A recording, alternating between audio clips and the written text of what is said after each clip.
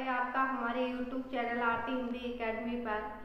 तो आप लोग अगर वर्ग 2 की तैयारी कर रहे हैं, वर्ग 2 का एग्जाम जो क्वालिफाइड कर लिया आपने, मेंस का नोटिफिकेशन आने वाला है, 2025 में एग्जाम होना है। तो अगर आप लोग उसकी तैयारी कर रहे हैं तो आप जुड़ जाइए हमारे आरती हिंदी एकेडमी चैनल पर। आपको यहाँ पे डेली सामान्य हिंदी की और साहित्य हिंदी की क्लास डेली मिलेगी।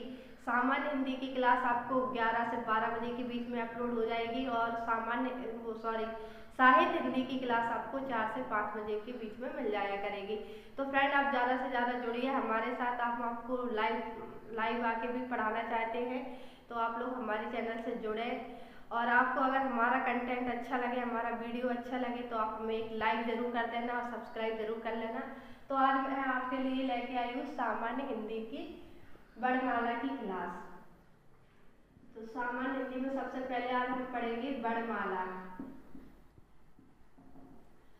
तो फ्रेंड, वर्णमाला होती क्या है, इसको हम यानी कि 2 भागों में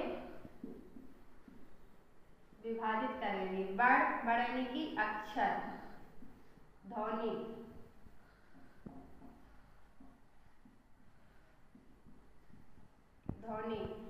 और यहाँ होता है माला। यानी कि वर्णमाला में टोटल कितने अक्षर होते हैं या कितने वर्ण होते हैं, तो हमारी वर्णमाला में 52 ध्वनि यानी कि 52 वर्ण है। और वर्णमाला किन्हें कहते हैं? वर्णों के व्यवस्थित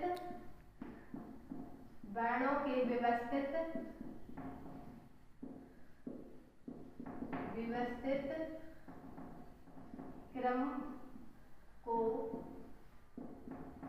क्रम में रखने या क्रम को ही वर्णमाला कहते हैं। वर्णमाला कहते हैं।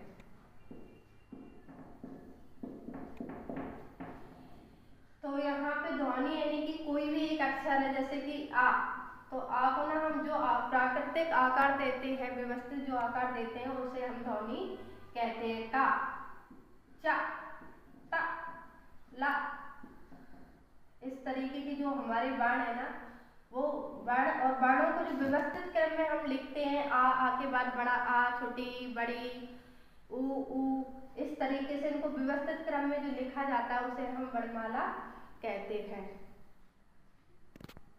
स्वर यानी कि, और नंबर 2 पे है व्यंजन।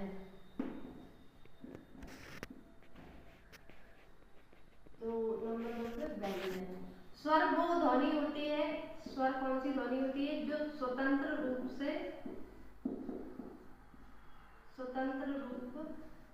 में बोली जाने वाले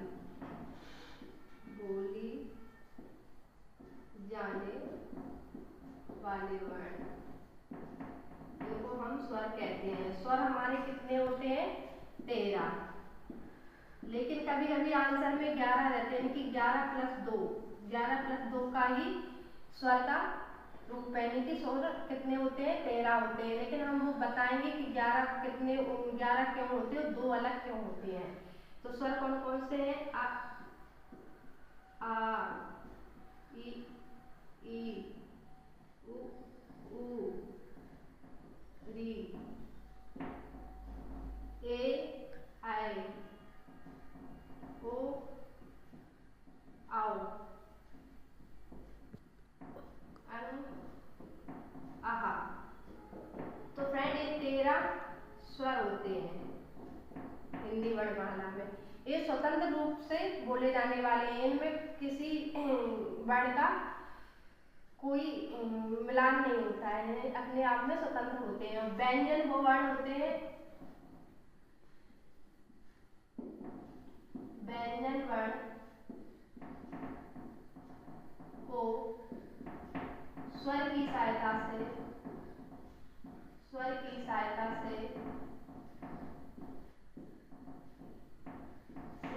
बोला जाता है। यानी कि